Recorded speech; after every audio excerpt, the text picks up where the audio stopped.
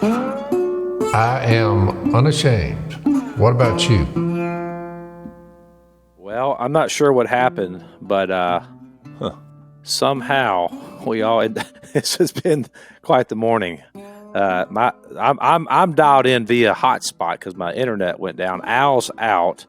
We have Jep on the podcast, but I don't know. We're about 20 minutes late. Phil just walked in. I'm not sure what all happened this morning. No, what happened was somebody in management said, hey, let's do a bonus podcast because we have some trips coming up where we're not going to be able to do our normal routine. So we'll do the bonus podcast.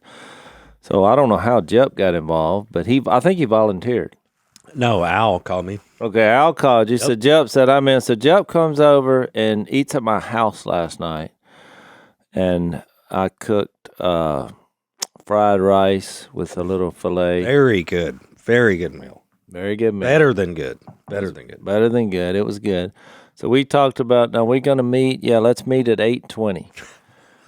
Well, so at 8 o'clock, I get a disturbing message from Jep's wife that said, I don't think Jep is up. And I thought, well, it's 8 o'clock, and I don't think Jessica was there. So Missy and I started having a conversation. So I called Jep because we had the little one this morning, and so he's our alarm clock.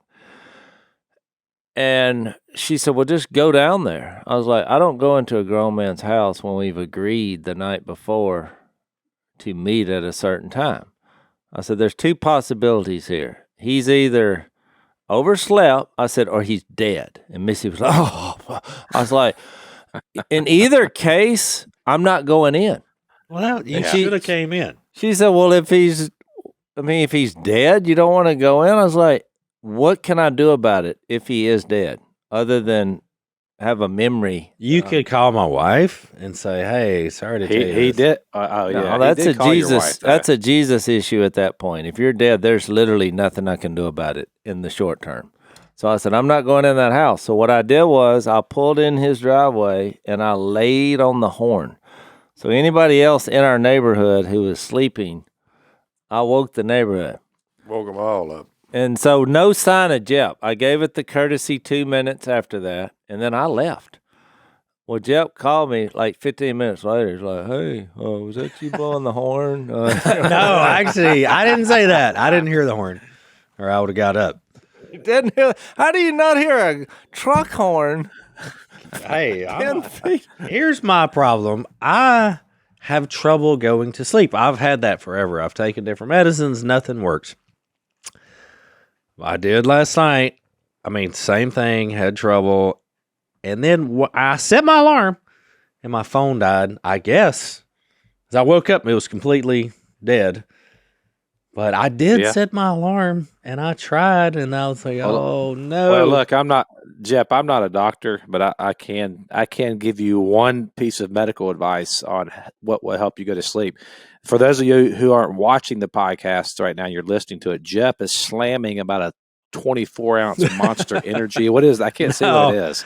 Prime. I never heard of this. I don't know. It's in my fridge. So Prime. Yeah. So he's slamming an energy drink right now. I don't know how many. And you love caffeine too. So I don't know, man. It could be.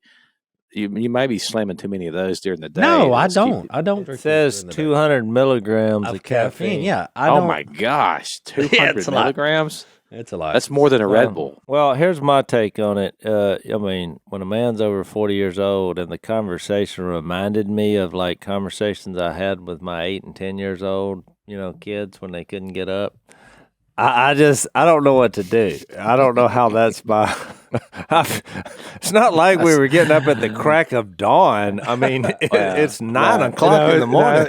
I called because I called Jason and I said I may not be on the podcast today because we have an internet outage and I may drop off at some point because I'm on a hotspot right now and didn't know if that would work. But he said, I don't know what's going on with Jep, and we're like going through scenarios. I said, well, he could be dead. He goes, well, what can I do? I can't go in there if he's dead. And so we're having that whole conversation. He said, you know what I'm going to do? I'm just going to lay on the horn. I'll pull up there. Let me do that. And so I guess I found out you did lay on the horn. Didn't make a difference, but you got up, Jep. You got up. You're here. Yeah. We're all. Well, I mean, that was my thought, Jep. The B story of this whole conversation is if a man blowing a horn in your yard doesn't wake you up, why come up with the excuse that alarm was going to do something? My horn was way louder than that little pesky alarm. I mean, you could be right there. So I don't know what I'm saying. you weren't getting up. Probably I had the not. right calculation. But I woke up and was like, oh no. Like I knew I didn't see a clock, but I was like, I'm gonna be late. Whatever I was doing, and I kind of forgot was this. I knew I was gonna be Well, late. I thought this was podcast 681. Yeah. And 5/2/23, I wrote on top of that 10 o'clock. You wrote 10 o'clock? Yep, I see that, but that was wrong. So somebody Have you told set your clocks back, me, Phil? but I wouldn't have written that down unless somebody said 10 o'clock. No, I just. Well, we just did the spring forward. Well, no, I guess that's been a few months ago. But we're here. But Yeah, we we're are here. here. We're here. We made it. Yeah, it's been a while. Al, I don't know where Al's at. He's somewhere I would predict on a beach somewhere. on the beach. We can throw him under the bus because he's not here. So, well, Yeah, so that's it. I thought today what we could do. Well, first of all, Jeff, how's the? I haven't seen you, and I guess I saw you at the wedding briefly, but how's the filming going? How's the show going? It's good. Yeah, but Jep, you're not saying what happened this morning is pretty much Yeah. the common, because I'm with Jep. Okay, I'll just break it down. I'll give you the last few things that have happened. I fell down a flight of stairs. I saw that. It was incredible. I I'm surprised you lived over that. mean, it was like I fell down a flight of stairs, like on my back. Like this Where was. yeah. We This were is South Louisiana. South Louisiana. He He actually, it's like he was on the top step, and he took one step, and it was almost like some kind of supernatural force made him parallel all of a sudden, and it's like everything slowed down for me. like I went. I just saw him. Yeah, he was just laid out. He was just complete like- sideways. yeah, and then he just went boom, boom, boom. All the way to the ground. And so And I was everybody like, looked at me because I was up standing beside him when this happened. I said, he'll never walk again. But he did. So, Yep. So that happened. So more recently, we were in Kentucky, and my stomach got to hurting so bad. You know, we're filming, and they're like, "Hey, can you dig that hole again?" And I said, "Look, to be honest with you, I can't bend over." And they were like, "Well, you can't bend over." I was like, "My stomach has gotten to be really bad." Well, somebody was like, "You need to get that checked out." So when we got home, I was in a lot of pain that night. I told Jessica, I was like, I got to go to the doctor.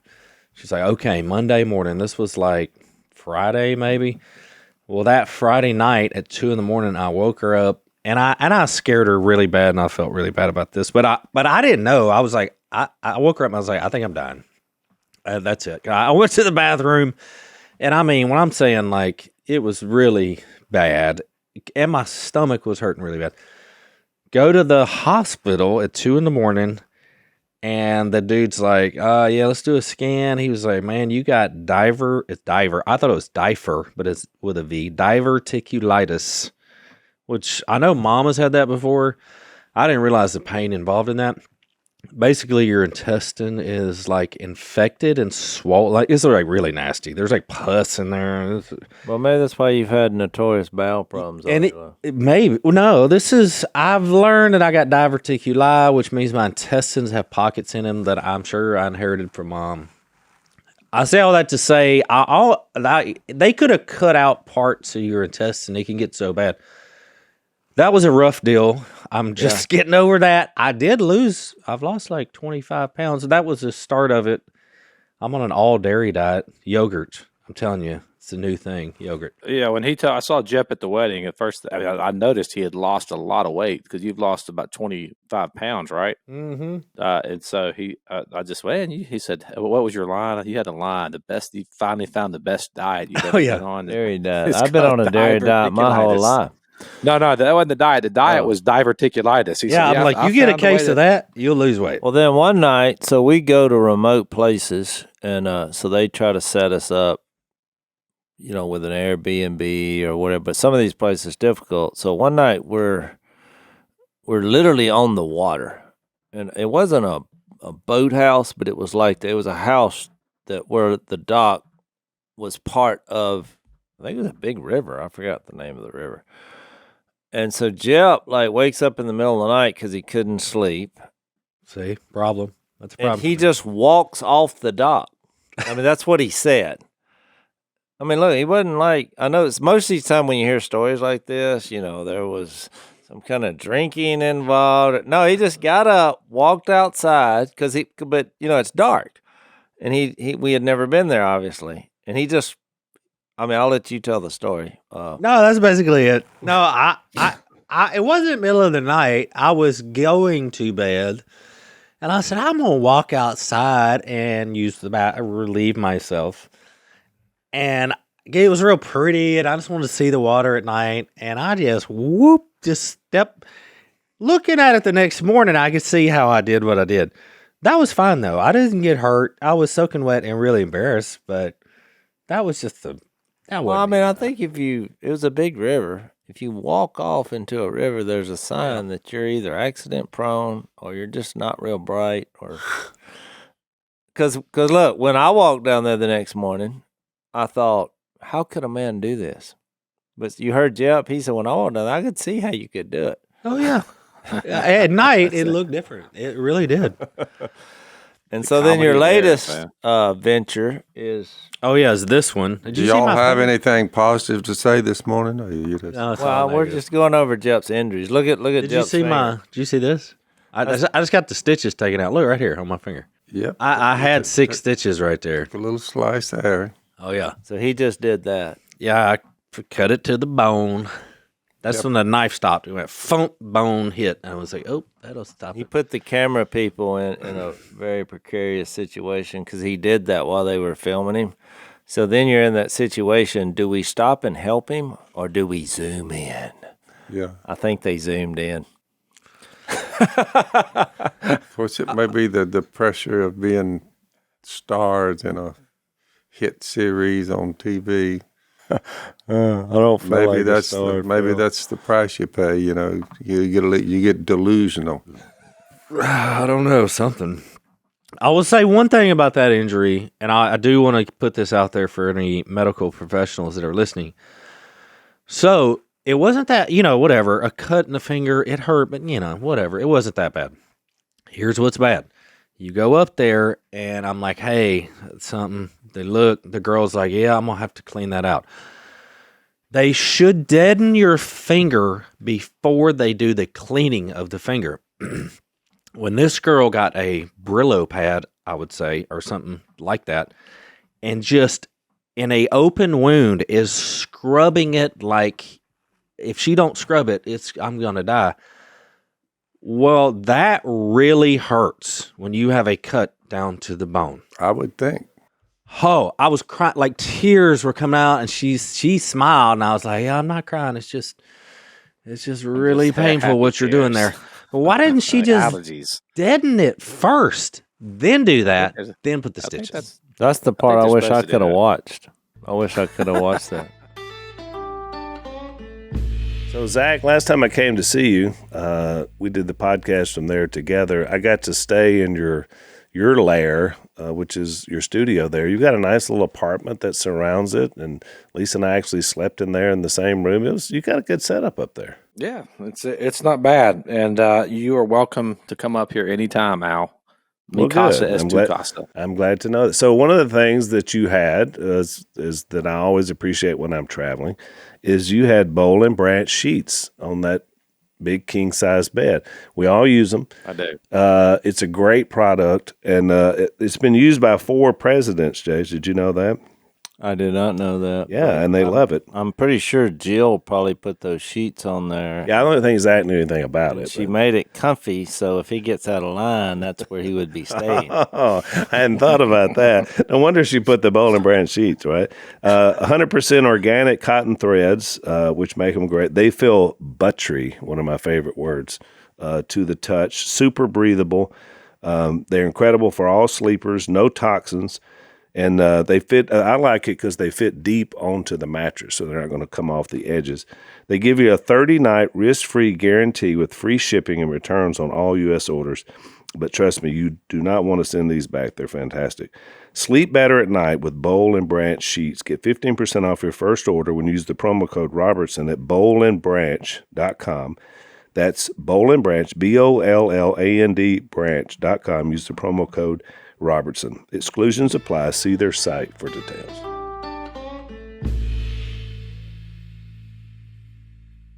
That sounds like you guys are having a good time, though. Jase. I'm alive. That's all I can say. I'm Yeah, alive. that's good. Well, so today I've got a group of questions from listeners, which we don't do this very often. We don't typically. Well, first of all, Jase will not read comment. I do read comments. Phil, of course, is not going to read comments either. So I don't think Al does either. But I've put together a group of questions from our audience that today is going to be an audience response day. So I'm going to work. We won't get through all of them, I'm sure, but there's some good questions in here. So I'm gonna ask them, and then you guys can pontificate on them. Jase, are you okay with pontificating on? Well, I mean, I just told you, or you just said, because I've told you many times, I don't read the comments, and now you're forcing me to read the comments. So I'm not sure how I feel about that. All right. Well, we're going to go with it, and we'll see what Proceed, happens. sir. I will proceed. The first one is from Heather, and Heather, here's her question. I love how your extended family lives close together and is very intentional about helping raise the next generation. Any advice for those who live far from family in their hometowns? We have been a part of a church for 7 years, but it's been a challenge to make meaningful connections.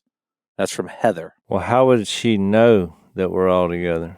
Social media, I'm sure. Oh, She sees the pictures. I thought She we reads might. I thought I was uncovering a spy. What's your advice? What's your advice to somebody who says, I'm trying to find connections. I don't have quite the family structure you guys have. I'm in a church 7 years. I'm never worried about not being connected Yeah, to anybody. but you have John the anything. Baptist tendencies. Well, I think you look at your life, Phil. I mean, you guys have opened up your home, so y'all are the point of connection. You're not worried about getting invited, or I mean, you just open up your home. That's you correct. know, and yeah, I mean, it's amazing what will happen if you allow your home to be a place of community and you feed people. I mean, honestly, there's a lot of times I know people come down to y'all's house for the food.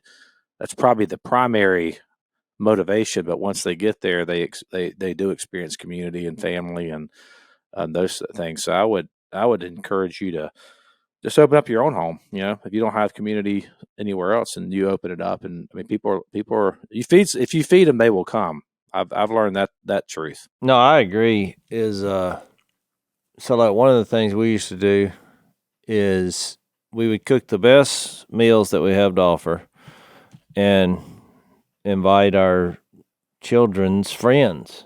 And so we did that every Wednesday night for years and years and years. What's weird is some of those people are now our friends. You know, our kids have all moved off and scattered around the country, but those relationships that we made. But I think it's hospitality and Jesus. Those are the two connecting factors. Yeah. But it's not easy to be a good cook, though. So I was watching Jep last night when I actually saved that. Missy was cooking because I was taking a nap, but she had so much on the griddle. We had so much rice that it was not breathing enough to get crispy. You know, the rice, it was gummy when I approached. She was like, I don't understand why this won't get done. And I said, well, there's too much rice. Yeah, there's too much rice on the griddle. And she's like, well, what do you recommend? I said, take some off. So Jep's adopted son, Gus, came in at that time. And so I just took I said, are you hungry? He said, oh, I'm starving. So I just took a big hunk of it off, and I said, here, try this out. Of course, he wouldn't try it until I ate some of it. I felt like He's actually kind of picky. yeah, he was looking at it, looking at me, and I took a spoon and grabbed some and ate it, and I went, oh. And so then he started. But then by doing that, it Created more space. It created more space. It immediately heated up, and then I cooked the steak on the back side of that. And no, it turned out well. It was really good. Well, there's another lesson there too. If you think about our family, the kids get the crumbs and the leftovers. You know, a lot of families, it's like the kids that go. It's the elevate the kids. The way we grew up, it was until you're like, yeah, you're if you're a kid, Jeff. I mean, we were the youngest of all the cousins, so it was kind of just like survival of the fittest. You just get in where you can get in. Like Gus comes over, he gets the gummy rice, and then the good stuff you reserve for the adults. So there's probably a lesson in there as well. Yep. I mean, on a more to the question that was asked, I mean, a better response would say, I think you seek the kingdom first in decisions when it comes to moving. Yeah. Most people seek career first, and I think that's a terrible model. Yep. I think you should seek the kingdom and family. Those should be the two. There's quite a few texts that encourages and pretty well demands it, practicing hospitality. So, if somebody comes by or whatever, you just out of act of courtesy there, come on by here, we're going to fish fry tomorrow. Or, come on by, we're going to do this, do that, So we just invite a lot of people to come on in, Sometimes we don't, but most of the time we are practicing hospitality. It is, the two little words after that, without grumbling. So there is something about connecting with people. Once the connections start, you begin to know who they are and all that. I mean, it can be yeah if you're not careful. Yeah, it's true. We had 6 or 7 college-age girls, Mia's friends and camp counselors. I think they were there a week. The last couple left this morning. And it was lots of spiritual conversations and it was just, I think when you open your home up and you feed them well and you have spiritual conversations. That is a connection. Kids are drawn to that. And I say kids, I mean, they're college age. Then they invited some of their friends one night, and one night there was 25 of them, male and female. And of course, I always say the same thing when they come in. I'm like, look, we love Jesus here because I just want to see their response. But it was all positive. But these are Jesus-loving young people who are just as upset with the current course of the culture as we are. Yeah, but the key is food, I think. I mean, we started when we moved here, we didn't have community, and brand new, didn't know anybody. We started a house church, and food was involved. And at first, some of the people that would come they would bring food, and it was like they'd bring like a dessert, but it'd be like one of those packages that you get from the grocery store with the pre-made little cookies in there or the muffin, and they're just horrible. Right. Yeah. So what I did was then I tried to create a healthy competition among the families. Hey, now if you come, you got to bring your best stuff. And so the food game, as the food game elevated, I noticed that the attendance elevated as well. And so I do think it's you said it, cook your best, which Phil, you guys have always cooked great food.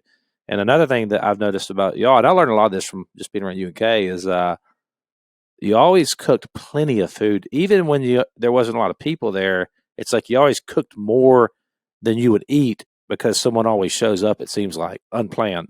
Pretty well. You always had enough. You always had enough. You never know when somebody else is going to drop in. No, you don't. All right, this next question is pretty a little bit deeper, but I think it's good. This is from Jeremy, and he says, I'd like to know how I can let go of the things that I've done in the past. I have guilt and shame that I've struggled with. I'd like to know especially how Phil let go of what he did pre-salvation, which that's timely because we're talking about this movie right now, The Blind, and which is Phil's kind of pre-salvation story and before Phil met Jesus. So Phil, maybe you could take a stab at that one. How did you let go of just kind of the guilt and shame of who you were before you knew Jesus? Guys out there, he's a good turn to Romans 12 and every day read little sections of it if it's possible, as far as it depends on you. Live at peace with everyone. So don't take revenge. Leave room for God's wrath. God, don't be judgmental about people. Bless those who persecute you. You make mistakes. That's all right. Don't hold it again. Live in harmony with each other. Don't be proud. Be willing to associate with people of low position. In other words, if you think you've got a lot of problems, just start helping your friends and the ones you grew up with and some of your kin folks, and step into their lives and start just interacting with them. It's pretty surprising.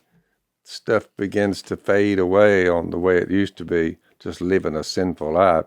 Look, if every day you get up and you know that love must be sincere and you want to hate what is evil and you want to cling to what is good, be devoted to one another in brotherly love, honor one another. If you just start putting those things into practice, everything falls into place. You just practice being good, and it'll get to where you make a habit out of doing good, and then you can look in the mirror and say, I'm a lot better. Yeah. Because you're connected with the Spirit of God that was given to you when you were baptized and you became a Christian. So take advantage of that, the power that lives in you. Get out there and intermingle with them. Reach out to them. Convert them. Do God's work. There's all kinds of things. Let's see. How many things? Let's see. Just as we... Same function. Not everybody has the same function in Christ, but we who are many form one body, and each member belongs to all the others. We have different gifts. You say, well, I need some connection here. We have different gifts. Some prophesying, speaking the word of God.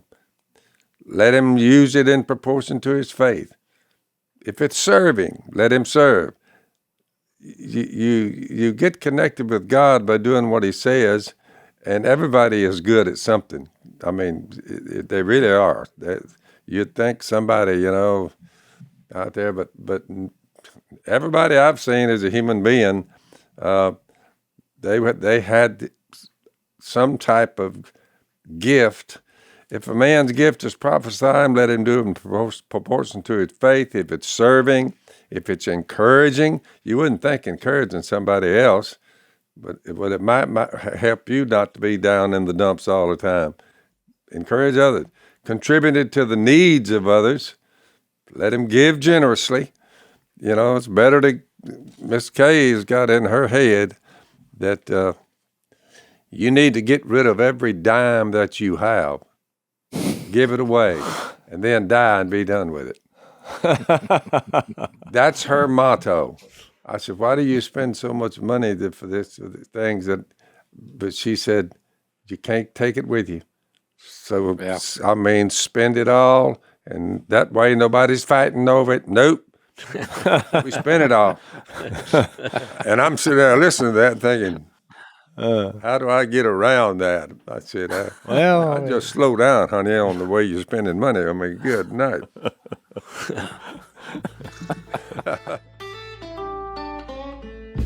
So I don't know if y'all have noticed, but we kind of got some crazy things going on in our country and our culture.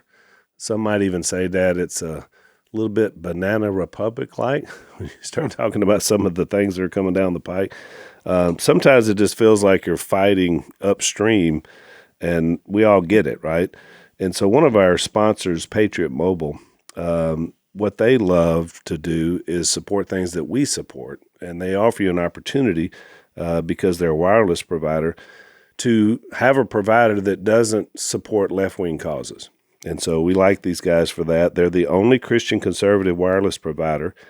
They offer dependable nationwide coverage on all 3 major networks.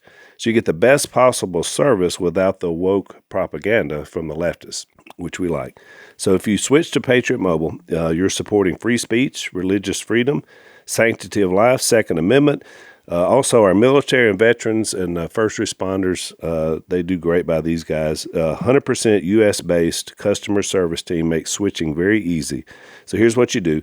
Go to patriotmobile.com/Phil, or you can call them at 878-PATRIOT. You get free activation today with the offer code Phil and ask about their coverage guarantee while you're there. patriotmobile.com/Phil, or call them at 878-PATRIOT.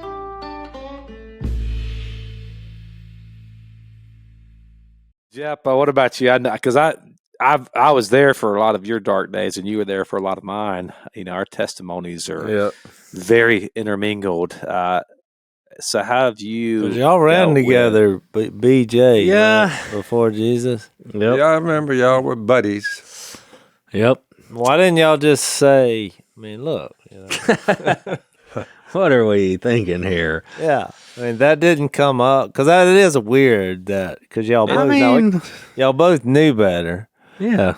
This is back It during came the up. days when y'all had the. I tried. Well, the truth be told, the way we got into the conundrum we got into was I actually went to Jep, and when we moved in together, and confessed something I was struggling with, and Jep That's really looked at me with the bad. biggest grin on his face. It was like, "Well, me too." And then it was like off to the races. It was like Yeah. it wasn't. You be careful who you confess to. So we should not have been holding each Yeah. other accountable because we weren't in that right spot. Yeah, I mean, some things are hard to forget. I mean, that's back to the question.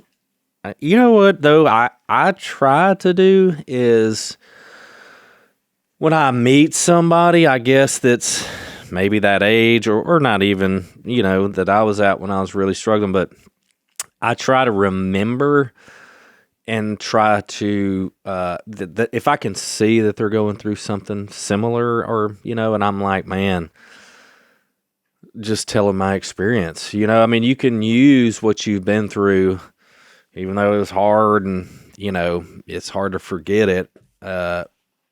But you can use it for the glory of God and tell a person who's going through something similar, like how God rescued you. I mean, it's hard to forget is what I'm saying, but you can use that, what happened, to help somebody else. So One of the things that helps me is I just try to hone in and focus on verses like there is no condemnation for those who are in Christ Jesus.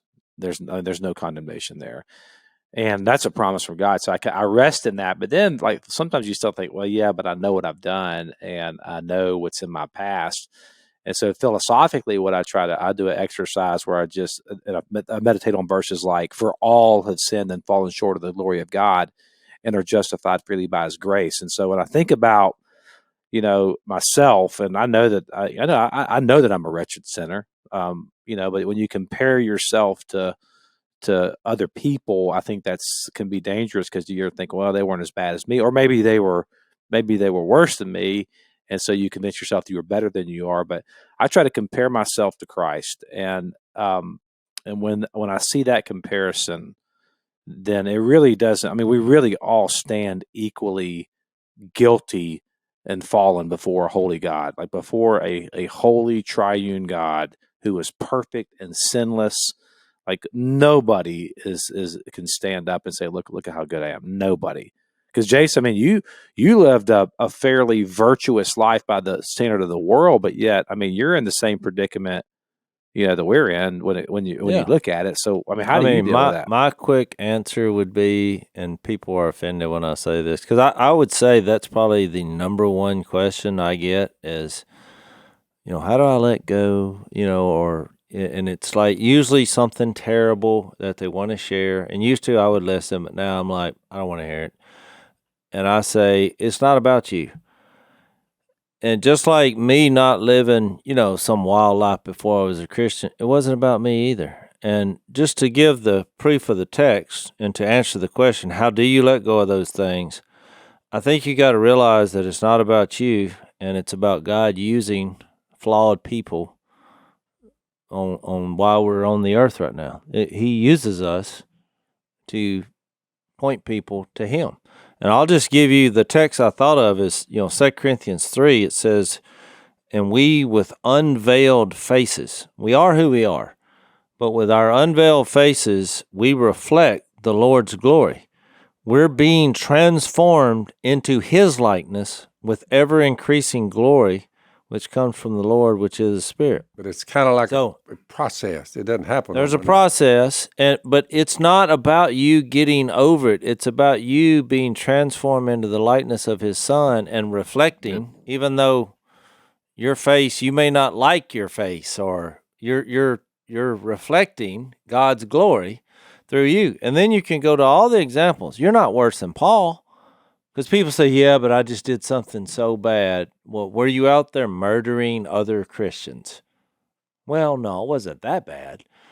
Well, yeah, and look what he did. He wrote how many letters? There's still hope for you. Well, I mean, you can go down that road with anybody, but the point is the same. Because then what does he go on to say? He says, we don't lose heart in chapter 4 of 2 Corinthians. We have renounced secret and shameful ways. So I think that's one thing, is that we renounce it. We abandon it. Yeah. And, because a lot of times I've been to these groups, and you've been there too, Zach, where it's almost like everybody's talking about what they used to do, as in they miss it. Yeah. And I'm like, so it comes this, we don't share our story. I don't know who came up with that. We share God's story in us. And so when people always say that to me, they're like, come share your story. I'm like, you don't want to hear my story, but I'll share God's story. And because that's what it is. I mean, so he says, by setting forth the truth plainly, we commend ourselves to every man's conscience in the sight of God. And then verse 5 is what I was trying to get to, chapter 4. For we do not preach ourselves, but Jesus Christ as Lord, and ourselves as servants. I mean, I didn't come up with this. I read this. That's what we're supposed to be doing. So letting go of our past is really something that I think if you're even contemplating that being a struggle, then you're doubting the promises of God. Because He said, I've forgiven you. That's why I went to a cross. And you're like, yeah, I just don't know. Well, that's on you. That's not on Him. He made a promise, and it's impossible for Him to lie. And He's going to use you in spite of that. So you own it. You sometimes, can laugh about it. Or I like that our family does that. But that doesn't mean it wasn't wrong and sinful. But you just have to move on. There's nothing you can go back and do to take care of it. That was God's job. So that's what I would say. That's good. Yeah, and the encouragement is that as you do walk in the Spirit, as Phil said, it's a progressive thing as you progress in your faith, and that faith deepens, and you experience the transformation that you mentioned, which is from one degree of glory to another with the unveiled faces. And as you walk in that, I've been a Christian for over 20 years. When Jeff and I were being idiots, I don't sit around and think about who we used to be anymore. Now, there was a time that I did, for years. But you got to remember, we don't either. No, but some people we don't sit around and say, well, I remember, maybe. Some people love to wallow, in their past. And my point was, it's just another way to be selfish. Because really, selfish ambition is the root of evil. That's what James says. Where you have envy and selfish ambition, there you find disorder and every evil practice. So it's just the way the evil one tempts us. It's another way to be self-absorbed, talking about your past life. We're all familiar with it. We hear people, and I don't have a lot. If you feel like, well, you don't have a lot of sympathy, no, I don't, because I think it just flies in the face with what God is offering. He's offering you His Son, forever, eternal life, and you're like, yeah, but I just can't. I don't know if I'm really sure if I'm forgiven. Oh, Yeah. come on. And if you're if You know? you're not sure, and you say, "Well, how can I be sure?" I think go back to Phil's point at the beginning. It's Well, the habits. It's the daily. Do the daily stuff. Read spend the time with him. Gospels. Yeah, read the Gospels 100 Just read- times. yeah, You know? yeah. You eventually you're gonna like the Word of God's powerful. You're gonna believe that God is who He says He is, and that He's good, and you're gonna believe that Jesus Christ, His work is finished. If you've been it's not- bad, it's- as everybody has at some point, some worse than others, and you say, okay, there's a path that will lead me to immortality, and I can take suffering and never bat an eye. Once that's put into practice and that becomes habitual, you're on your way. To some extent, you say, well, what about the ones who are a year old in the faith? You just wait and you'll see them, and they'll grow in the faith. Some obviously don't make the cut. They just never make the change. Life and immortality is mine. What am I going to do about it? Not even thank the Lord, and I never tell somebody about it. I mean, what are you talking about? You become part of the movement. It's a great movement. So, Dad, you watch a lot of old Westerns. That's kind of your thing, always has been. You kind of helped us fall in love with the old Western, and so you still watch them. So what's the one thing that you figure out you never want to hear from the old West when we got the big showdown, the shootout, whatever's going on? One word explains it all. Misfire. That means he's out of commission, so you better all the rest of you better get it ready. Let me see if I can get this thing working, because they're coming, and there's a lot of them. So that movie True Grit, the little girl in there, she was shooting the bad guy, and she had a misfire, and it cost, she wound up losing her arm over it, right? Misfire that's the scariest word for 200 years. There you go. So our friends at Barrel Buddy, who are sponsors of our podcast, they want to make sure to help us not have misfires and not have anything in our weapon. That's it. So they help. They've come up with a great product to help you clean the barrel of your gun. And so it's a white polymer here, so you can see what's coming out, and you can use these for a few cleanings. So it's a great deal. They beat the patches and the bore snake and all the things that we used to use to clean our weapon. It's a great company, good Christian guys. We love them. And so we want you to check them out, barrelbuddy.com, BARREL buddy.com, so you don't have to hear that word, man. Misfire. Yep, you don't want to hear that one.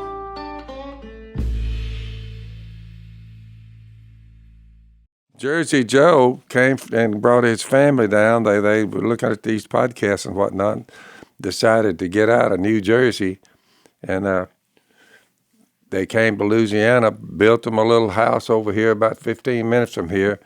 He comes by just about every week. He puts into practice showing us how to, not Louisiana food. He brought Italian recipes with him from New Jersey, from his grandmother, and he cooks Italian almost once a week. And all you have to do is just sit down, thank him and the Italians, and he has all kinds of Italian foods that he fixes for us, just being generous, just saying, check this out. Of course, we're all eating, Louisiana food. He's eating New Jersey food. So it's pretty cool. Interact with the people. They've all come to Jesus, his whole family. So if you're messing around in the middle of New Jersey and you want to get out of there, old Jersey Joe, we call him, get in touch with him, and he'll point you to the way. Downtown New Jersey, some get it, they just can't take it anymore with this city life. So he came to the woods and where it's a little more, got his little house in the woods over there. So they're doing Just great. Google Jersey Joe. See if you can just get in contact with Jersey Joe. He'll line you out. All right, last question. This is from Aubrey. This is a good one. Maybe we can go around the horn on this one. Jase, let's start with you. What's your favorite Bible verse?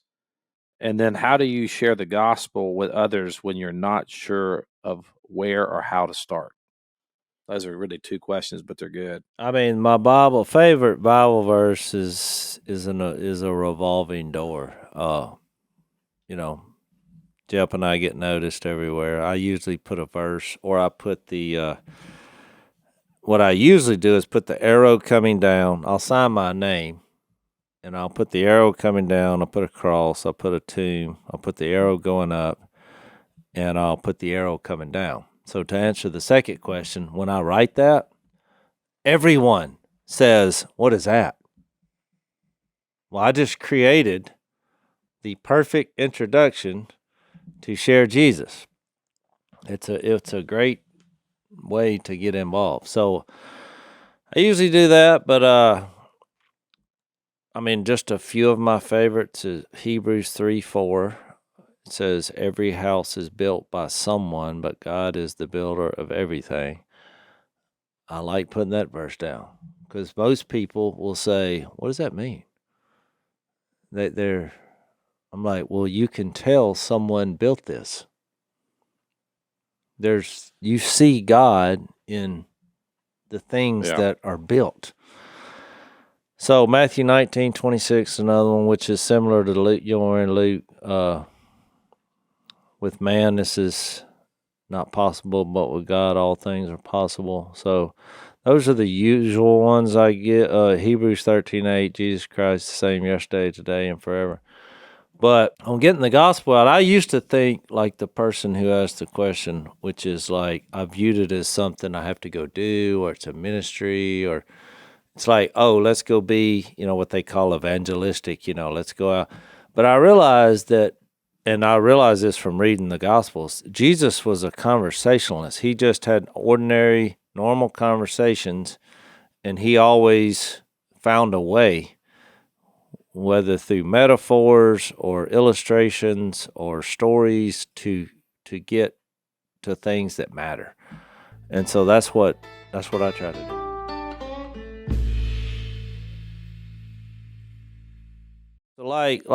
If I go to something where like everybody's just plastered, and if they ask me, because it's not wrong to drink, but it's wrong to get drunk.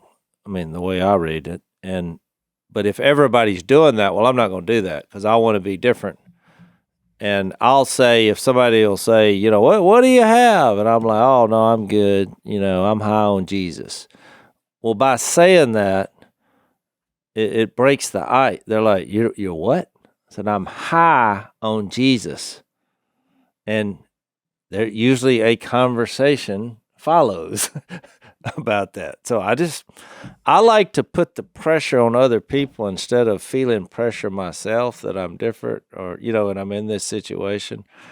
And that was just one example I wanted to give. Or you could say, and I've said this before, and it's actually kind of funny. Say, yeah, I want a Jack and Coke, and they're like, okay, but then you say virgin, and they're like, wait, you just want a Coke? Yep, just a Coke.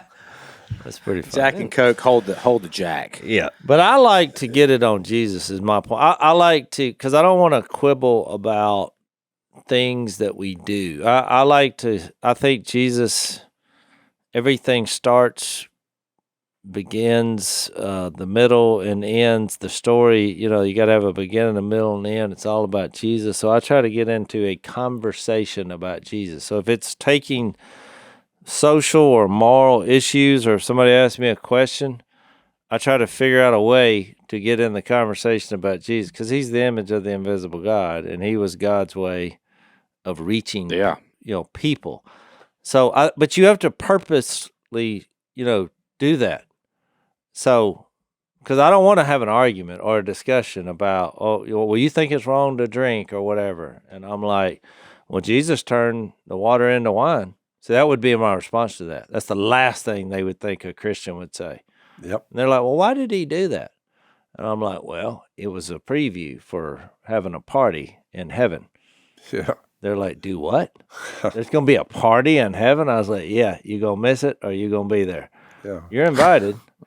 Well, Pull that barrel of wine over. how do I get the invite here? Well, let me show you something. I mean, to me, that's the way I would have that approach.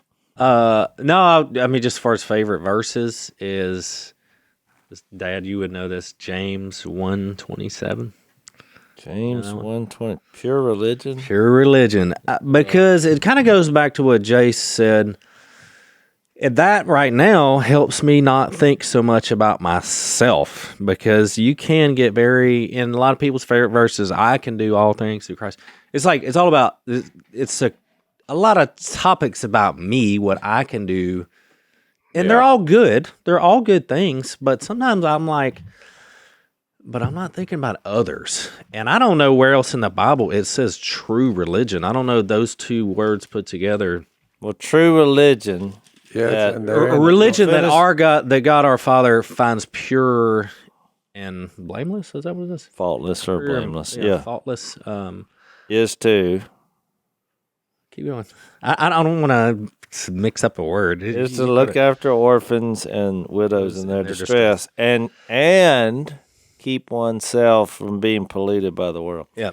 Do you know that's the only place in the Bible that the word religion is used? Is it? I was going to ask that because I haven't like researched this or anything, but it always helps me to When not you think about of myself. religion, you don't think of that. That's right. No. No, that's a great verse.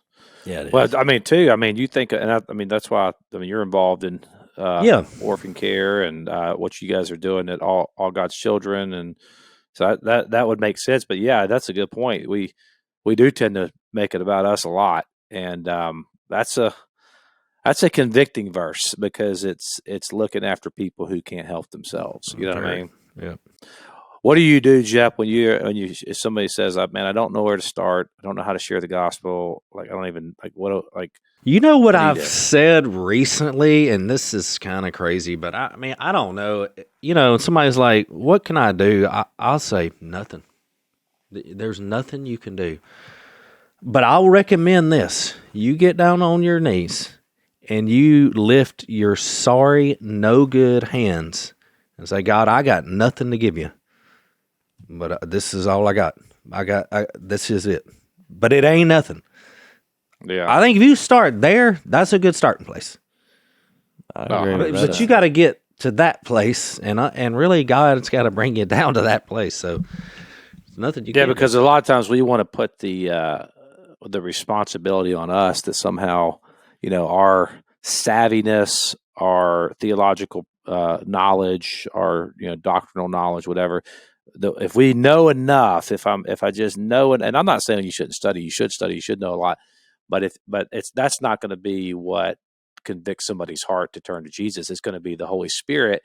And I agree, Jeff. I mean, if I've noticed that people who just have pure hearts, that they are led by the Spirit, and you can just see the Holy Spirit evident in their life, that those people are more effective. I see more power in their gospel presentation than the greatest theologian in the world, because it's real, it's tangible, and it's not about them and their ability. It's about what the Spirit is doing, which is, I think, what Paul says. I didn't come to you with wise and persuasive words, lest the cross be emptied of its power, but I came to you with a demonstration of the Spirit's power, so that your faith might not rest on man's wisdom, but on the wisdom of God. I probably butchered that whole thing, but it's that idea that it's God in us doing it, not us doing it for God.